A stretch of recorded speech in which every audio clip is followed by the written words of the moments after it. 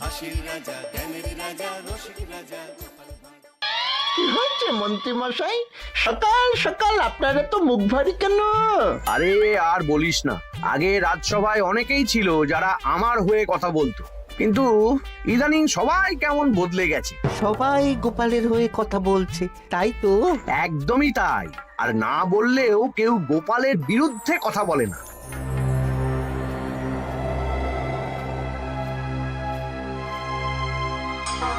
কি মন্ত্রী মশাই, আজকাল তো আমার কথা আর মনেই পড়ে না, ভুলে গেছেন নাকি? আরে না না ভগবান, তুমি হলে আমার তুরুপের তাস। ঠিক সময়ে ঠিক সুযোগ এলে তোমাকেই ডাকবো। একটু দেখবেন। হ্যাঁ হ্যাঁ, আরে নিশ্চয়ই নিশ্চয়ই। এই চলি রে, আবার রাজসভায় যেতে হবে।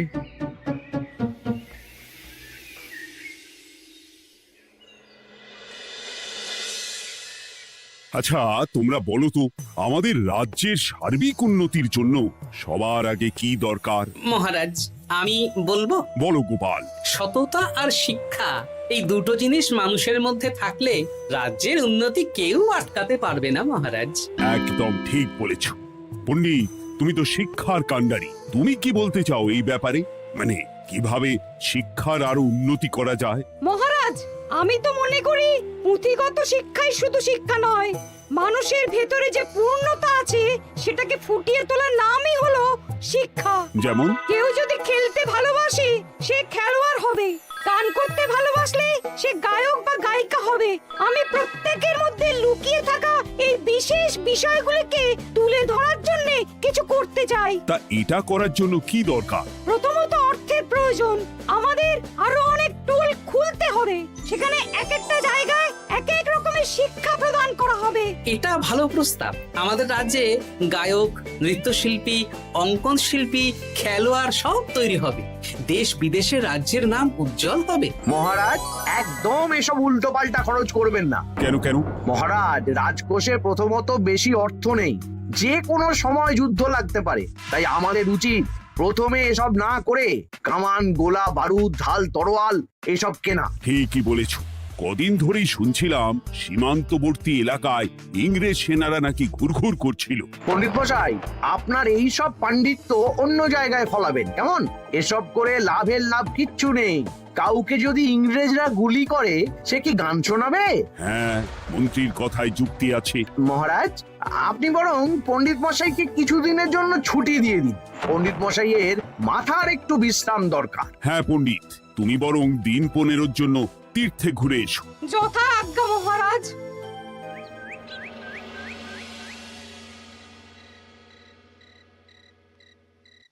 শোনো ভগবান, সকালেই তুমি কাজের কথা বলছিলে, আমি এমন ছক কষেছি কালকে থেকেই তোমার জন্য একটা ভালো বেতনের কাজ জোগাড় করে দেব।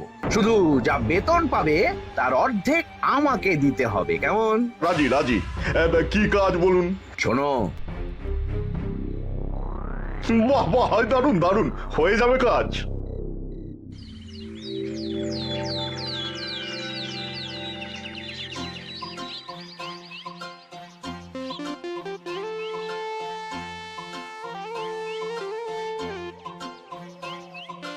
এই সকাল সকাল রাস্তায় ঘুরঘুর করছিস কেন?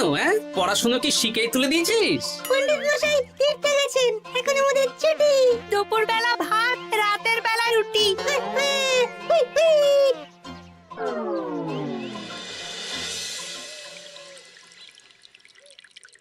মহারাজ, গতকাল পণ্ডিতকে ছুটি দিলেন আর আজ পাঠশালার সব ছাত্রছাত্রী সকাল থেকে ঘুরঘুর করছে। এ কি, তাহলে তো মুশকিল। মুশকিল আসান করার রাস্তা আমার কাছে আছে মহারাজ। আমার সন্ধানে এমন একজন পণ্ডিত আছেন যিনি বহু ভাষাবিদ, অনেক পাণ্ডিত্য, দেশ বিদেশে শিক্ষাদান করেছেন। কিন্তু তাকে আমরা পাবো কোথায়? তিনি কৃষ্ণনগরে ঘুরতে এসেছেন, শুধু ওনাকে বেতনটা একটু বেশি দিতে হবে। এবং তিনি এই রাজ্যের যে কোনো মানুষের চেয়ে বেশি শিক্ষিত, তার পড়ানোর ধরনই আলাদা। সে কোথায়? আমি তাই ওনাকে আজকে রাজসভায় আসতে বলেছি। মহারাজ, আপনার সাথে একজন দেখা করতে এসেছেন। দেখুন মহারাজ, বলতে না বলতেই হাজির। ওনাকে ভিতরে আসতে বলো। আচ্ছা মহারাজ।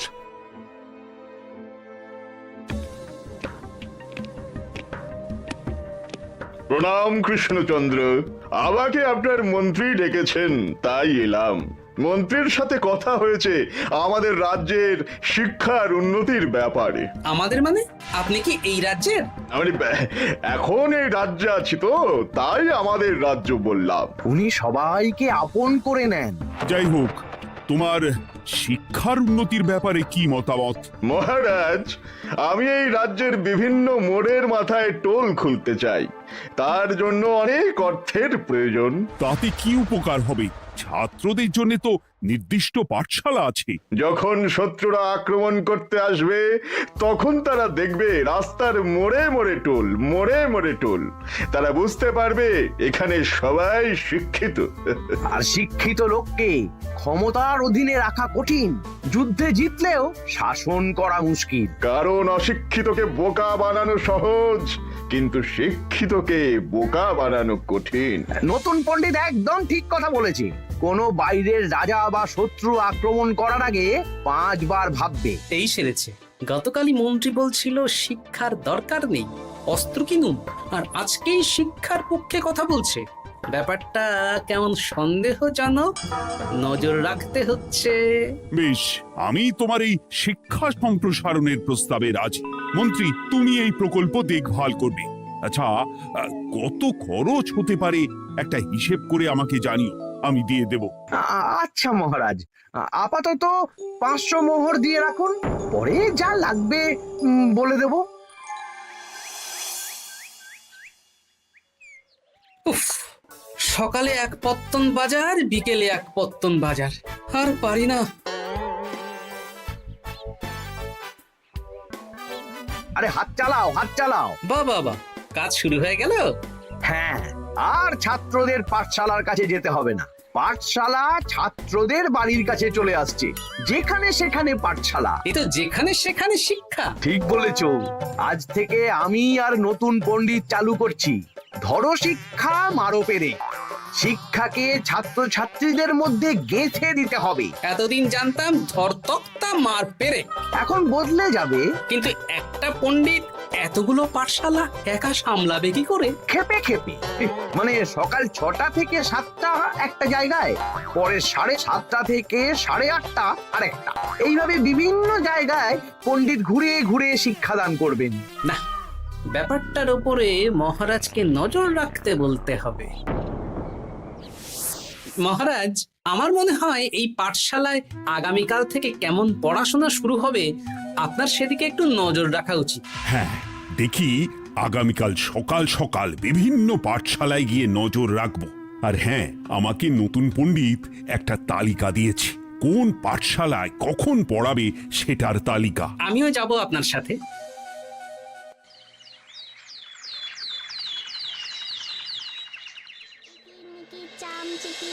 কাটা মজুমদার ধে এলো দামোদর, দামোদরের হাঁড়ি কুড়ি, দুয়ারে বসে চাল কুড়ি। দেখি কুটি, তোরা এই কিরমিকির খেলছিস? নতুন পণ্ডিত কোথায়? উনি তো এই মাত্র দক্ষিণের পাঠশালায় গেলেন। ন্যাপলা আর গুলটে আজ থেকে ওখানেই গেছে। ওদের দুজনের বাড়ি কাছাকাছি তো, তাই। আচ্ছা চলো তো গোপাল, দক্ষিণেই গিয়ে দেখি।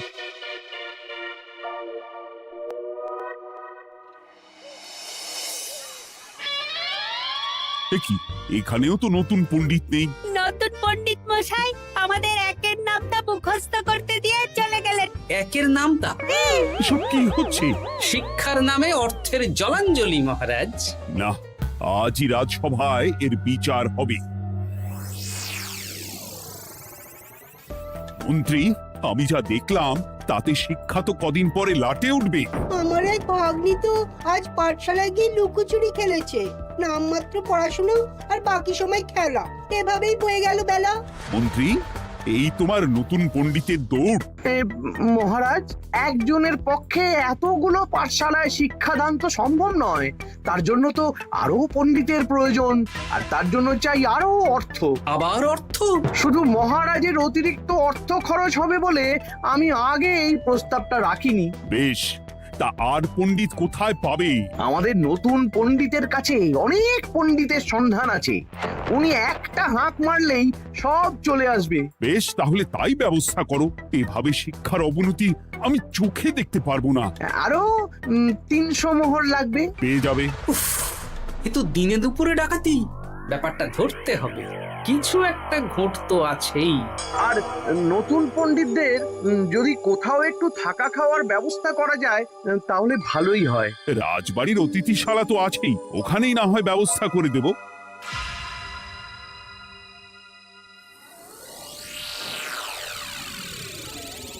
শোন বটা ঘটা আর কেলে পচা, তোদের এইবার এই ভগবানের মতন শিক্ষাদান করতে হবে। আরে আমি তো শিক্ষা বানানই জানি না। সে না জানলেও হবে, শুধু দাড়ি গোফ লাগিয়ে নকল পণ্ডিত সেজে কালকে থেকে পাঠশালায় যেতে হবে। কাকে কোথায় যেতে হবে সব আমি বুঝিয়ে দেব। আচ্ছা,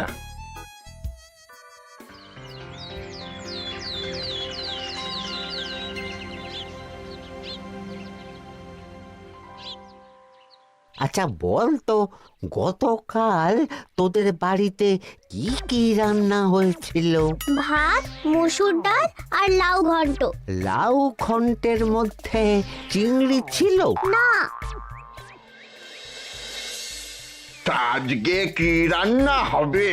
আজকে সকালে বাবা বাজার থেকে পাকা কাতলা এনেছে, কাতলা মাছের পাতলা করে ঝোল হবে। আর তোর?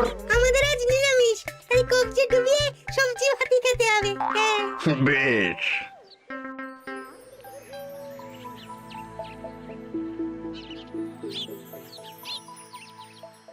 বল, আজকে তোরা কি কি শিখলি? আমি লাউ ঘন্ট, আমি সবজি ভাত, আমি কাতলা মাছ। কি বলছিস কি?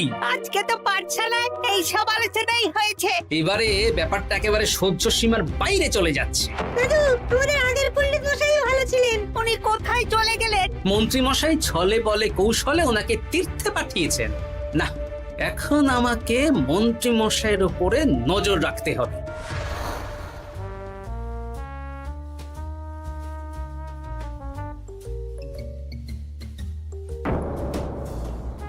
পাঠশালায় পড়ানোর ব্যাপার তো বিকেলেই মিটে গেছে।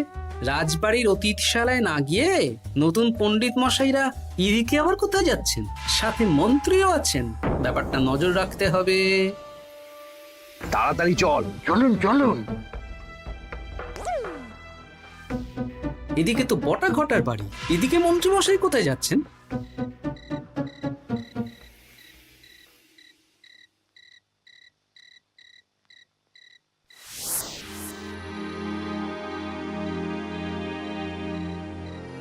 তারপর তোমরা সবাইকে কি শিক্ষা দিলে?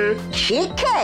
সে আমাদের শিক্ষা নেই, চুরি করে দিন চলে, আমি কি করে শিক্ষা দেব? আরে ছাইপাশ দাড়ি গোঁফ থাকলে কি কুটকুট করে। যা বলেছিস বটা। আরে আরে আহারে করছিসটা কি? ভালো রোজগার পাতি কি তোদের সহ্য হচ্ছে না নাকি?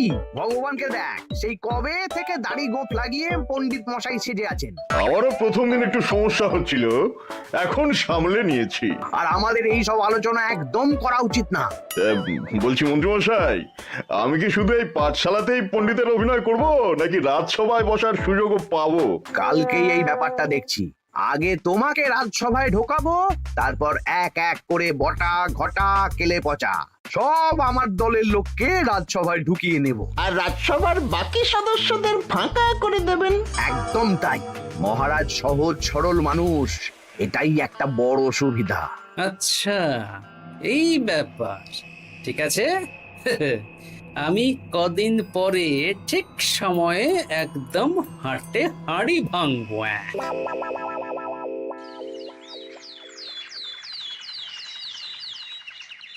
তাহলে মন্ত্রী, আর কোনো সমস্যা নেই তো? না না মহারাজ, এখন আর কোনো সমস্যা নেই। দেখবেন এই ধরো শিক্ষা মারপের এক প্রকল্পের নাম চারিদিকে ছড়িয়ে পড়বে। আমার তো মনে হয় একটু পাঠশালাতে বিজ্ঞান নিয়েও আলোচনা করা উচিত। হবে হবে, সব হবে। এখনো সব বাচ্চারা অজ্ঞান হয়ে আছে। আগে শিক্ষায় জ্ঞান ফিরুক, তারপরে না হয় বিজ্ঞান নিয়ে আলোচনা করবে। বিজ্ঞানী তো প্রস্তাবটা খারাপ রাখেনি। তুমি কি বেশি বোঝো? তাহলে তুমিই তো বিজ্ঞান শেখাতে পারো। আমি কবিরাজি শিক্ষা দান করতে পারবো। তোমার কবিরাজি শিখতে কেউ রাজি নয়, চুপ থাকো। আহ, দেখাই যাক না বাচ্চারা কেমন শিক্ষা লাভ করে। মহারাজ, বলছি কি, আমাদের পণ্ডিতের আসনটা তো ফাঁকাই পড়ে আছে। এখন যখন নতুন পণ্ডিত এসেই গেছেন, তাহলে ওই জায়গায় ওই তো বসতে পারে। কিন্তু পণ্ডিত তো তীর্থে গেছে, অবশ্য কদিন পরেই ফিরে আসবে। ও আসুক, তারপর না হয় আলোচনা করে একটা সিদ্ধান্ত নেব। পণ্ডিত মশাই না হয় এসে পুজো পাঠটাই করুক, কিন্তু রাজসভা এরকম ফাঁকা থাকলে কেমন একটা লাগে। বেশ, তাহলে তাই হোক। কালকে থেকে নতুন পণ্ডিত আমাদের পুরনো পণ্ডিতের জায়গায় বসবে। এইভাবে রাজসভা ফাঁকা করে যেতে হবে, তাহলে একদিন সবাই আমার পক্ষেই কথা বলবে, আর শেষে রাজাকেই সরিয়ে দেব।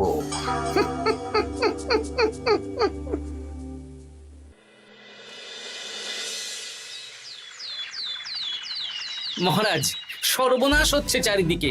চলুন চলুন, আমি পুরো বিষয়টা ধরে ফেলেছি। কি ধরে ফেলেছো? শিক্ষার নামে ষড়যন্ত্র চলছে মহারাজ। রাজসভায় চলুন, সব বলছি। আচ্ছা আচ্ছা, আসছি।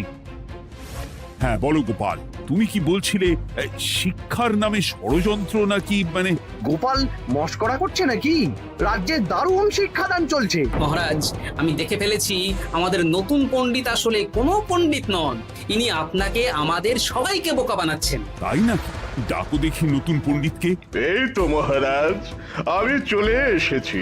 এই তো, ইনিই বদমাশি করছেন, শিক্ষার্থীদের ভবিষ্যৎ নিয়ে খেলছে। এই বল, আসল কথাটা বল। কি বলবো, এসব ভাড়ামো বন্ধ করো গোপাল। না বললে আমি কিন্তু ধুতি খুলে দেব। এই এই আরে আরে, কি হচ্ছেটা কি? এই এই এই এই, সরো তো, সরো সরো। ব্রুম, ব্রুম, ব্রুম, কি হলো? কি হলো? ব্রুম, ব্রুম, জব্রুম। এই সেরেছে। গোপাল এসব কি বলছে? বলুন। ভুল বকছে কেন? ব্রুম, ব্রুম, গোপাল, তোমার কি হলো গো? কি বলছো তুমি? আমার কাছ বৈদ্য, তুমি একটু দেখো তো গোপাল ঠিক আছে তো? এই যে নতুন পণ্ডিত, তুমি তো অনেক ভাষা জানো, তুমি বুঝতে পারছো? মহারাজ, আমি দেখছি গোপালের মনে হয় বিশ্রামের প্রয়োজন। এই এই, তোমরা কয়েকজন মিলে গোপালকে রাজবাড়ির অন্দর মহলে নিয়ে চলো। চলুন, আমি যাচ্ছি। গোপালের কি হলো? মাথায় লেগে গেল? ভাষা চলে গেল? সব এই নতুন পণ্ডিতের জন্য।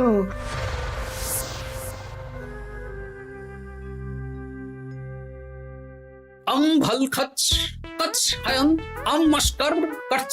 মহারাজ, আমার মনে হচ্ছে গোপালের বাইরে থেকে কিছু হয়নি, ভিতর থেকে কিছু হয়েছে। নারী স্পন্দন, হৃদস্পন্দন সব ঠিক আছে। আমার বড় যাব ভ্রম। কিন্তু গোপাল কি ভাষা বলছে বোঝা যাচ্ছে না। নতুন পণ্ডিত, একবার চেষ্টা করে দেখো না। আমার কাছে হয় না। এসব তো আমি কিছুই বুঝতে পারছি না মহারাজ। আপনি যে এত দেশ বিদেশে ঘুরেছেন, আপনি বুঝতে পারছেন না? এ আমার এখতিয়ারের বাইরে। তোমার বাকি পণ্ডিতদের নিয়ে আসো তো, যারা পাঠশালায় পড়ায়। আমি বুঝতে পারছি না, বটা ঘটা কেলে পচা কি বুঝবে? আমার বড় যাব ভ্রম। চপ করো ঘট, নল খাবো মরব। কিছুই তো বুঝতে পারছি না। রাজসভায় কাউকে না দেখতে পেয়ে এখানে এলাম। ওই তো আমাদের পুরনো পণ্ডিত চলে এসেছে। শুনলাম গোপালের নাকি কি হয়েছে। এই পণ্ডিত, তুমি দেখো তো গোপালের নতুন ভাষা উদ্ধার করতে পারো কিনা। কি গোপাল, তুমি কি ভাষায় কথা বলছো? আমার মতর ভাষ কত বলো। ওই দেখো আবার কি সব বলছে।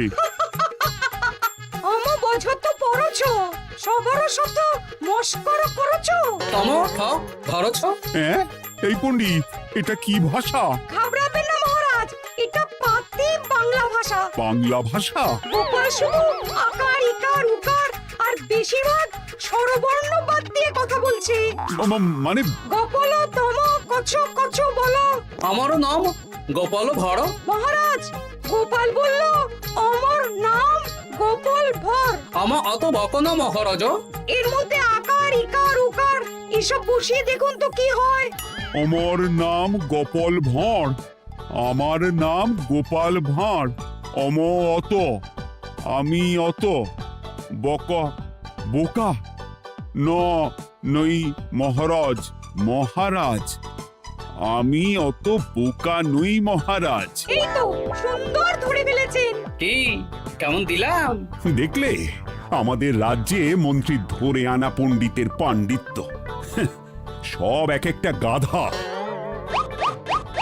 হ্যাঁ এ কি ভগবান, বটা ঘটা কেলে পচা। মহারাজ, এখান থেকে কি বুঝতে পারলেন? কি? শিক্ষার বাইরেও অন্যভাবে সমস্যার কি করে সমাধান করা যায়, তাও শুধুমাত্র উপস্থিত বুদ্ধি দিয়ে, যেটা আমাদের রাজপণ্ডিতের আছে। তা তো দেখতেই পাচ্ছি। আর সেই জন্যই মন্ত্রী ওনাকে সরাতে চেয়েছিলেন, আর কিছুদিনের মধ্যে সব সভাসদদের সরিয়ে দিতেন। আমি সব মতলব শুনেছিলাম, আর এই দিনটার জন্য অপেক্ষা করছিলাম। আজকেই তো পণ্ডিতের তীর্থ থেকে ফিরে আসার কথা। তাই আজকে এই ছোট্ট নাটকটি করলাম। এবার মন্ত্রী আর এই 4 জন নকল পণ্ডিতকে আচ্ছা করে কারাগারে গিয়ে ধোলাই দাও। ধোলাই হলো ওনাদের জন্য উপযুক্ত এবং উচিত শিক্ষা।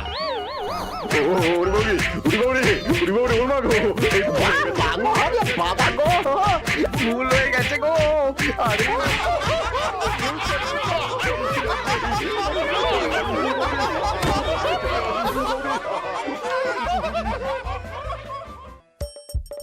হাসির রাজা জ্ঞানের রাজা রসিক রাজা